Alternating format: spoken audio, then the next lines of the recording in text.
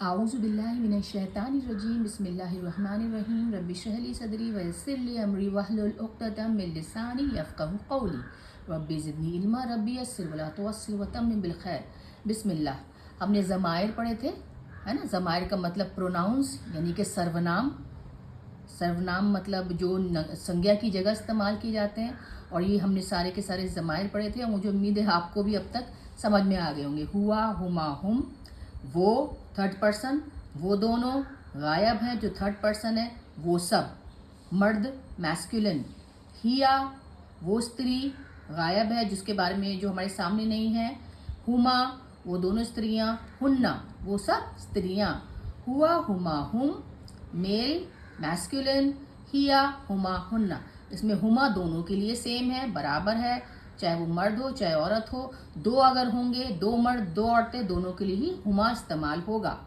अब देखिए second person यानी कि तुम, अंता, अंतुमा, अंतुम, तुम दोनों, तुम सब, मैस्कुलिन पुल्लिंग शब्द मेल, अंति स्त्रीलिंग शब्द तुम दोनों, अंतुमा, अंतुन्ना तुम सब स्त्रियां, अना मैं, नहनु हम सब, ये हमने पढ़ा था। अब इसके साथ देखिए, अब ये है प्रोनाउंस यानी कि सर्वनाम जो कि आखिर में लगाए जाते हैं किसी भी शब्द के। अब हम देखिए धीरे धीरे आगे बढ़ रहे हैं उस तरफ जिस तरफ जैसे कि आपको कुरान के शब्दों को पहचानना आएगा। मैं बार बार बोल रही हूँ, कुरान के ज़्यादातर शब्द सिर्फ 3 अक्षर के बने होते थे जो कि फ़ाला पैटर्न पे या फ़ाइला पैटर्न पे बीच का हर्फ, बीच के अक्षर पे पेश हो सकता है दम्मा, कसरा हो सकता है ज़ेर, या फतह हो सकता था ज़बर। अब उसके आगे पीछे ये सब लगा के देखिए किस तरीके से बदलाव आता है। आपको बहुत रोचक और बहुत इंटरेस्टिंग होने वाला है, आपको पसंद आएगा। और इंशाअल्लाह जब आप कुरान पाक खोल के पढ़ना शुरू करेंगे तब आपको बहुत से शब्दों का अंदाज़ा हो जाएगा कि अच्छा ये शब्द इससे बना है। अब देखिए, अब हमने बोला, अब जैसे हुआ शब्द है वो, है ना, गायब। अगर उसको हमें किसी शब्द के आखिर में लगाना है तो हम पूरा हुआ नहीं लगाएंगे, फिर उसका सिर्फ हु लगाएंगे पेश दम्मा के साथ। हुआ का लगाएंगे हु पेश। और हिया का स्त्रीलिंग वाले शब्द का हिया नहीं लगाएंगे किसी भी शब्द के आखिर में, अंत में, ये बताने के लिए कि वो स्त्रीलिंग शब्द है। हम हा अगर लग जाएगा ना उसके आखिर में, उस 3 अक्षर के आखिर में, तो समझ जाइएगा वो स्त्रीलिंग वाला शब्द है। और हुमा ही लगाएंगे किसी भी शब्द के आखिर में, ये बताने के लिए कि ये दोनों स्त्रीलिंग हैं, वो दोनों स्त्रीलिंग थे या वो दोनों पुल्लिंग थे।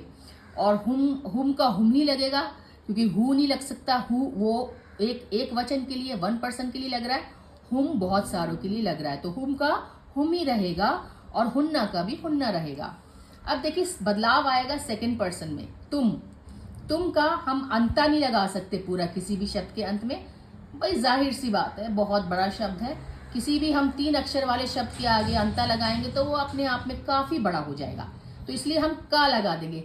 का बता रहा है कि वो पुल्लिंग शब्द है और तुम बता रहा है, तुम मतलब का। और अंतुमा का कुमा मतलब तुम दोनों मर्द या तुम दोनों औरतें। अगर किसी भी शब्द के 3 अक्षर शब्द के आगे, मैं बार बार बोल रही हूँ, कुमा लगा हो तो समझ जाइएगा उसका मतलब है तुम दोनों, चाहे वो मर्द हो चाहे स्त्रीलिंग हो, औरतें हो। अच्छा, अंतुम का लगेगा कुम। हाँ, हम कहते हैं ना सलाम अलैकुम, तुम्हारे ऊपर, कुम। अब यहाँ पे ये देखिए, ये देखने वाली बात क्या है, जब हम कहते हैं अलैकुम तो हम सलाम, कोई सलाम अगर हमें कहेगा अलैकुम, सलाम अलैकुम यानी कि आपके ऊपर सलाम हो, तो वो आपके ऊपर सलाम नहीं कह रहा, वो देखिए तुम सब पे सलाम कर रहा है। अलैकुम, कुम का मतलब होता है तुम सब, यानी कोई हमें सलाम कर रहा है तो शायद हमारे आसपास जो फरिश्ते हैं, जो हमारे कंधों पे बैठते हैं, सबको सलाम जा रहा है। कुम अलैकुम, नॉट अलैका। अगर हम कहते हैं सलाम अलैका यानी कि तुम्हारे ऊपर सलाम हो, यहाँ है सलाम अलैकुम, सलाम अलैकुम कहा जाता है, यानी कि मुझे तो सलाम दिया ही जा रहा है, मेरे साथ साथ जो भी हैं मेरे आसपास इंशाअल्लाह फरिश्ते और जो मेरे कंधों पे भी हैं उनको भी सलाम दिया जा रहा है, ठीक है ना। अब देखिए अंती का पूरा अंती नहीं लिखा जाएगा, शब्द के अंत में लिखा जाएगा अलैकी, सलाम अलैकी, है ना। कुमा तुम दोनों स्त्री मर्द, और कुन्ना तुम सब औरतें, स्त्रीलिंग शब्द है। कुन्ना, हुन्ना ये सब स्त्रीलिंग शब्द है। अना के लिए आएगा नी, मैं, है ना। किसी शब्द के अंत में नी लगा हो तो समझ जाना मैं। अब देखिए हम हिंदी में मैं बोलते हैं, है ना, मुझे बोलते हैं, मेरा बोलते हैं, मेरे को बोलते हैं ना। इसी तरीके से अना में भी बदलाव आते हैं। अना नी लगेगा जब मुझे बोलना हो, है ना। जब मैं बोलूंगी मैंने, तो तू लगेगा, तू, ता के ऊपर दम्मा पेश तू। तो इसमें घबराने की, कंफ्यूज होने की और भ्रम में होने वाली, ये क्लियर है कि जैसे हम हिंदी में मैं, मुझे, मेरा, तो मेरे से जो भी शब्द मुझसे जुड़ा हुआ है, अना से जुड़ा हुआ है, मुझसे जुड़ा हुआ है, उसमें नी भी लग सकता है और तू भी लग सकता है। इसका ध्यान रखिएगा, क्योंकि हर चीज में नी नहीं लग सकता, कहीं पे तू भी आता है, और दोनों का ही मतलब मैं होता है। मैं, नी या तू, और नहनु ना। ठीक है, चलिए हम उसको एग्जाम्पल से, कुछ उदाहरण से और स्पष्ट करते हैं और क्लियर करते हैं। दरबा पास्ट टेंस का, भूतकाल का शब्द है, 3 अक्षर का शब्द है, फ़अला पैटर्न पर है। अब तक आपको क्लियर हो जाएगा। अब देखिए ये कैसे आगे बढ़ेगा। दराबा का मतलब होता है उसने, 3rd पर्सन का शब्द है, उसने मारा, उसने हिट किया किसी को, दराबा। अब मैं दराबा पे नी लगा दूं, ये दराबा देखिए, दराबा तो है ही, दराबा, लेकिन जरा सा नी लग गया तो उसका मतलब क्या हो गया, उसने मारा। ये तो दराबा का मतलब था, तो उसने मारा, 3rd पर्सन ने मारा किसी को, लेकिन जब नी लग गया तो ये बन गया दराबनी, मुझे मारा, उसने मुझे मारा। ये नी मतलब मुझे, दराबनी। ऐसे ही दराबना, उसने हम सब को, यानी कि हमें मारा। उसने मारा, दराबा, उसने मारा, ना लगने से पता चल गया उसने हम सब को मारा या हमें मारा।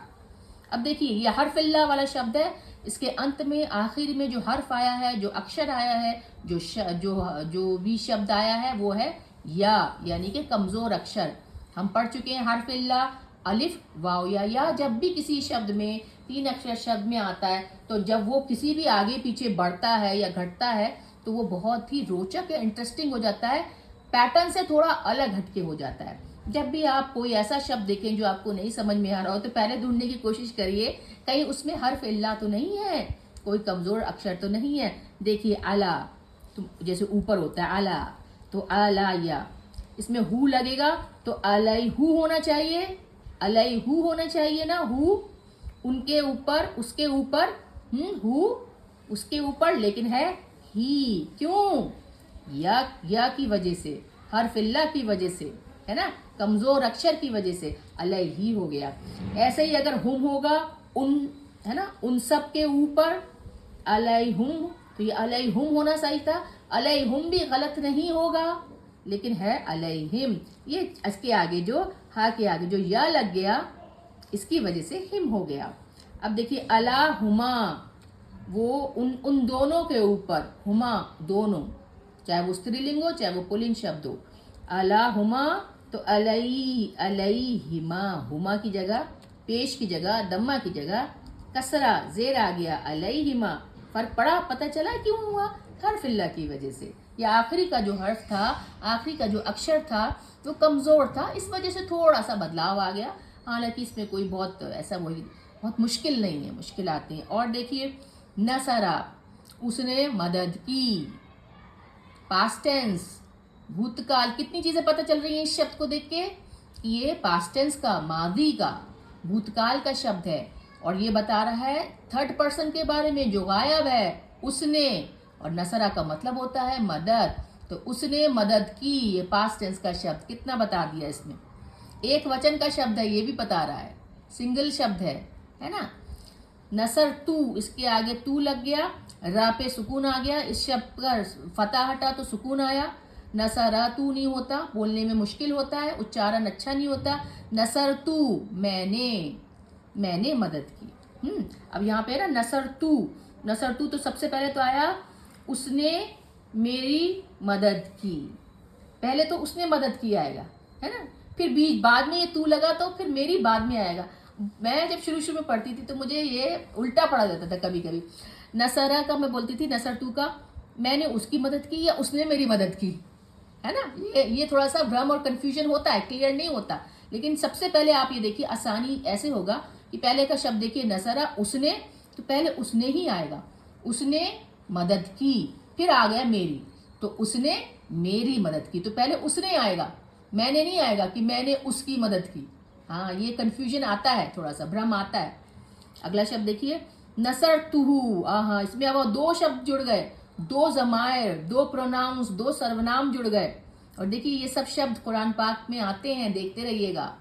नसर तू, सबसे पहले तो मैस्कुलिन पुलिंग शब्द है ना, पास्ट टेंस का शब्द है क्योंकि शुरू में ही ना आ रहा है। या आता तो प्रेजेंट टेंस का, मुदारे का शब्द होता, या भूतकाल का, भविष्य काल का शब्द होता, लेकिन सीधा सीधा 3 अक्षर वाला शब्द आ रहा है।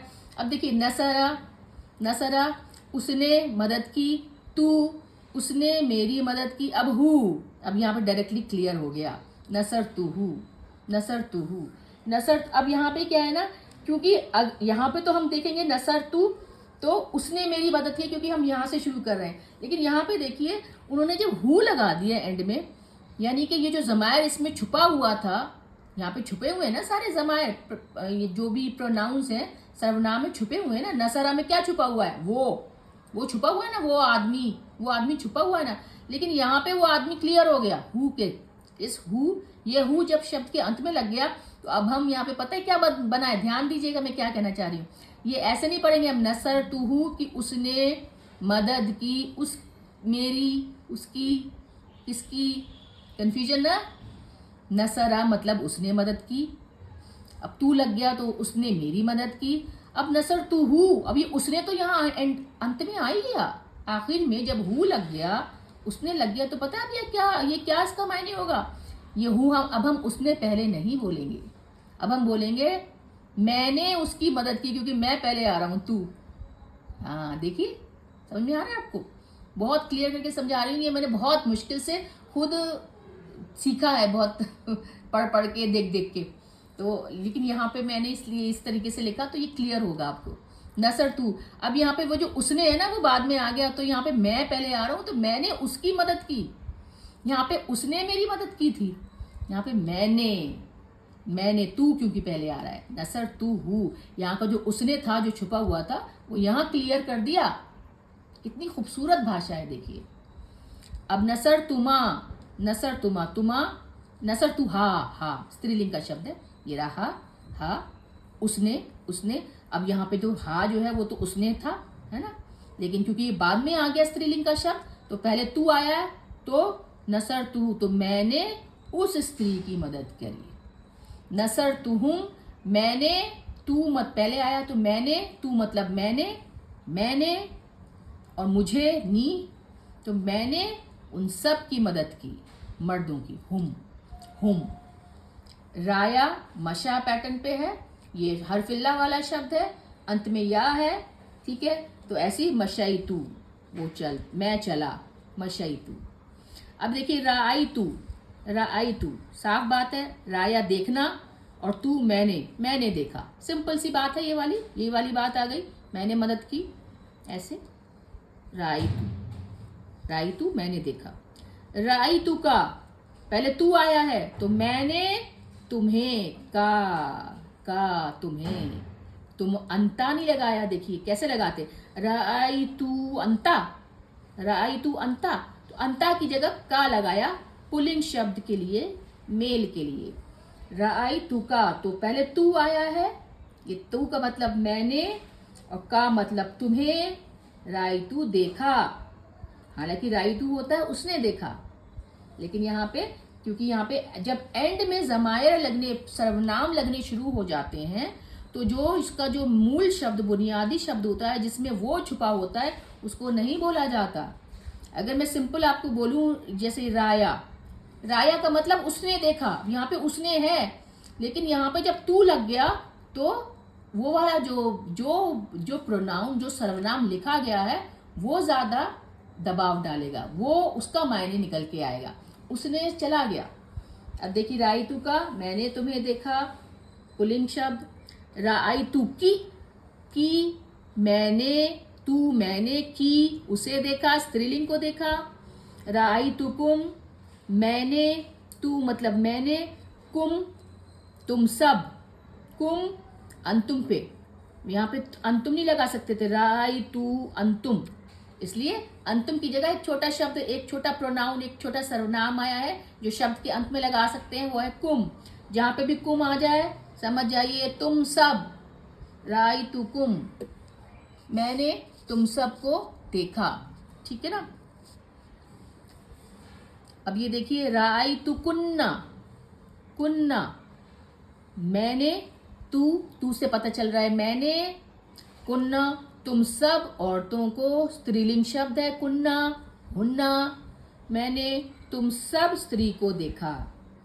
अराइतुकुमा, कुमा तुम दोनों, मैंने तुम दोनों स्त्री या पुल्लिंग दोनों को देखा। ठीक है ना। अल्हम्दुलिल्लाह। देखिए ये क्या फ़ायदा होता है इससे, और जब हम इनको शब्दों के 3 अक्षर वाले शब्दों के पीछे लगाते हैं तो देखिए किस तरीके से बातें जो है ना साफ होती जाती हैं। इसको ज़रूर याद करिएगा। हुआ हुमा हुम, हिया हुमा हुन्ना, अंता अंतुमा अंतुम, अंती अंतुमा अंतुन्ना, अना नहनु। ये हा हुमा हुम उतना नहीं भी हो, क्योंकि आपको समझ में बस इतना आना चाहिए कि शब्द के आखिर में हा लगाए तो स्त्रीलिंग शब्द है, का लगाए तो तुम है मर्द, की लगाए तो तुम औरत है, नी लगाए तो मैं हूँ, ना लगाए तो हम सब हैं, कुम है तो तुम सब हो, कुन्ना हो तो तुम सब हो स्त्रीलिंग वाला, हुम हो तो वो सब थर्ड पर्सन गायब, और हुन्ना हो तो वो सब स्त्रीलिंग। अल्हम्दुलिल्लाह, वस्सलातु वस्सलामु अला सय्यिदना मुहम्मद रसूलुल्लाह।